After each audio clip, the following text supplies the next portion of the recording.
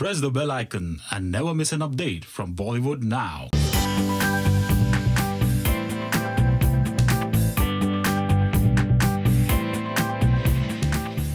नमस्कार.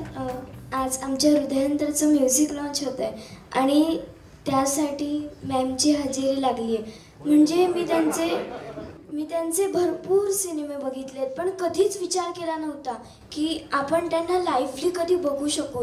म्हणजे मला आज इतकं हे होतं. जेव्हा त्यांची एंट्री झाली तेव्हा मी स्वतःला चिमट्या घेत होते खाली की आपण त्यांच्यासमोर उभे आहोत, ते आपल्याशी बोलता आहेत.